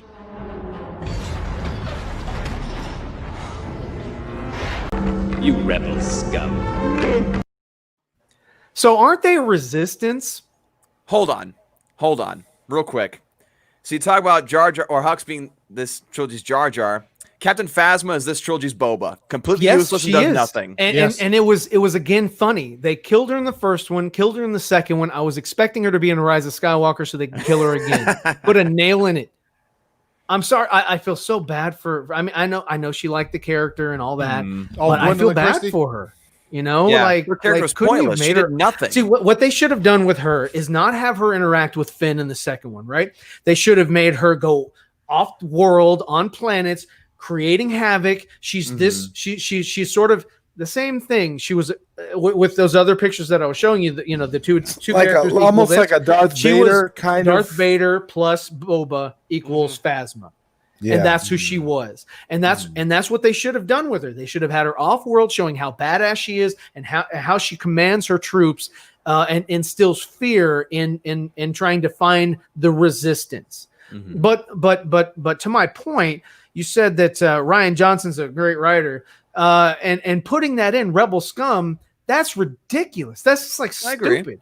I agree. You know, and he tried he tried two different takes. Two different takes. He wanted that in his film, right? But the resistance is like it's born out of the rebels, so it's no exactly. And that was again same problem. Is that you have at the end of Return of the Jedi a completion. You are done with this faction. Then all of a sudden in Episode 7, this faction is back, and it's still led by Palpatine, and it still has the same looking troopers, the same looking TIE fighters, the same looking triangular Star Destroyers, and now it's got an even bigger Death Star, which is a Death Moon or a Death Planet, and yeah, so it's like what? It was lazy, and it should never have been. Yeah. So do you think if JJ had directed all three that Palpatine would have came back? No. I don't think Palpatine. No, Palpatine we know was that. in the We know mix. that as a fact. Palpatine was not, in spite of what they've said, Palpatine was never supposed to be the villain of the final. I love film. Ian McDiarmid. He was fantastic Palpatine. I love him in Dirty Rotten Scoundrels. Great actor. He's a theater actor. He's fantastic. But I love seeing him in Rise of Skywalker because I like him. Yeah, right. But we all do. his character did not. It couldn't be there. It was stupid for him to be there, and that was again lazy. They were trying to figure out what do we do because Rian Johnson doesn't have what everybody else has. You know, like the Ayer cut and the Zack Snyder cut. He had his cut. They asked him, "Hey, since Carrie has passed, do you want to change your film in any way, or do you want to keep it? Do you want to keep it that way?" He kept it how he wanted it, and that's it. And he ended it the way it was, where it made it hard for JJ and Chris to come back and Impossible. say, how do we include Carrie without making full CG Carrie and using alternate takes from Episode 7 and still have it work? And that's the only little pass that I give JJ, but he screwed it up in Episode 7, so I have to take that pass away. And the thing with Palpatine is that I don't know exactly how true this is, but I heard a lot of people saying that Palpatine in Episode 9 was a clone, which is actually a callback to a book. I can't remember what the name of the book is, where Palpatine does clone himself. Oh no, I would love for him You're to talking have, about to be you're a talking younger about Dark. clone. You're talking about Dark Empire. Yeah, Dark Empire, and which Lucas succumbed to the dark side. That was an incredible story, and if they would have used Dark Empire as the basis for the sequel trilogy, we would be having a completely different conversation right now. Oh yeah, no. As much as I didn't like the fact that they went back to the Skywalker storyline when they started the that would have been the way. That would have been the way to do it. That would have been. They would have went that to way. it. Yes, yeah. I would have been able to, but they didn't. So I Yeah. I don't. No, I mean it was a lot of missteps. It was a lot of things that they could have done right, could have done better. It's just, but the problem was that they had to fill this agenda as far as like getting this. How do we we just paid George $4.4 billion and gave him stock options. How do we make our money back the quickest way? And nobody's buying the toys. That's why they didn't do the Rise of Skywalker line, because they knew that nobody's buying the toys. There's not a demand anymore for them. There's a demand for, like I think the 6-inch figures, but not for the 3-inch figures. Which is sad, because I used to have all the prequel trilogy 3-inch figures. Oh, I did too, and then I started selling them all. So here's my thing. Here's my thing. Like, so you really, after seeing The Last Jedi, went home and started selling your Star Wars figures? Did you really I've only do that? got 4 boxes left. and I'm willing to sell it to anybody. That's so sad. That's so sad. Yeah, man. I had like Enosh. He had his house. I had a room. My room was that it, but it was just, I had all my stuff there, and it was all still in boxes and good condition, and I had shelves and everything, and I put all that stuff up, and I was really proud of it. But then I just lost my desire to collect anymore. And I was just like, I'm just done. Yeah, but so I shifted my focus over to DC because those are my two properties that I really passionately love. And but I don't collect. I don't collect anything anymore because I just don't want to be in that position. I just think it's so sad that one movie ruined that. Not one for movie, you. no, 3 movies. But still, it was after I Last liked- Jedi that you saw. I liked parts of Solo, but I wish it were more Ron Howard. I wish he'd been able to build it from the ground up. I liked parts of Rogue One, but I mainly liked the end. Of course, they use restock footage and all that, and they should. It was the really cool space battle at the end, and then the cliffhanger with Vader, and I thought that was so fantastic how they made it go into Episode 4, and that really kind of got me excited and everything, and I was like, yeah, like I said, with my channel, when I first had it was myself and Matt, and we were speculating on Last Jedi. We're like, okay, we gave Episode 7 a pass. Episode 8, it should go here, here, here, here. And this is where we think it's going to go. And yeah, our expectations were subverted, but they weren't subverted in a good way. Mm-hmm. It wasn't like, oh, wow, I see what you did there. Fantastic. I didn't think of that. That's awesome. It was like, I didn't think of that because it's stupid. Poindexter Logic. Ryan, I would like to address, if you wouldn't mind. Sorry to cut you off, Dawson, but it's all good. I really would like to address Poindexter Lounge's comments that he's made about Dark Empire and explain to him why he's wrong. Dark side here. He wrote here, if they had used Dark Empire, all the Sam boys would have lost their minds because Luke actually goes to the dark side. People would have said that it does Return of the Jedi, and they still would have hated it. I'm going to explain to you, Poindexter, why you're 100% wrong about that statement. Dark Empire is a story where Luke actually has a purpose for going to the dark side. Luke doesn't go to the dark side because he fully embraces and wants to become evil. He goes to the dark side as a method of learning the secrets of the Sith. He goes to the dark side so that he can once again conquer the Emperor and do it once and for all. Yeah. He actually has a legitimate, that's a good arc, heroic reason for going to the dark side. And so if they would have made that into a movie, that would have worked out perfectly, because Luke Skywalker would be completely redeemed 100% throughout that entire arc, because you would know why Luke Skywalker went to the dark side in the first place, because he specifically states it to R2-D2 when he tells R2, I have to learn the secrets of the dark side. I need to know. I need to retort that real quick, though. It's deep, it's brilliant, it makes sense, and it's a hell of a lot better for a comic book than what we got out of the sequel trilogy. For real. Let me retort that, though. He said in his comment that Luke goes to the dark side. He never gives the reason why. So technically that comment is still valid. And if you think about the book, right? Think about how many people haven't read that story and how many people haven't heard of that, and how many people would have relied on the line in Return of the Jedi when Luke says, I'll never turn to the dark side. I'm a Jedi. No. But Dawson. Let me finish. And people still would have looked at that and wouldn't have paid attention to the arc and said, like, but Luke said he would never turn to the dark side. He did, though. And so people would have complained about that. You can't deny that people would have complained about it and said, that's not my Luke Skywalker. They're not going to complain about it, because when they see the movie, they might complain prior to seeing the movie. But once you see the movie, you will see that Luke Skywalker has a legitimate reason for turning to the dark side. He's not doing it out of any sense of being evil. It's a completely different reason. It's a completely different justification. And that would have been made clear in the film.